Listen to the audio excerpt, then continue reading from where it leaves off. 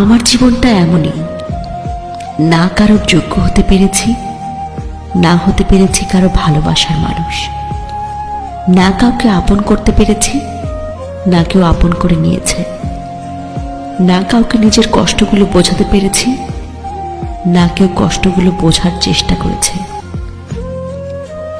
এক এক করে মনের মধ্যে স্বপ্ন গড়ে তুলেছি, আর পরিস্থিতি এক এক করে স্বপ্নগুলোকে ভেঙেছে।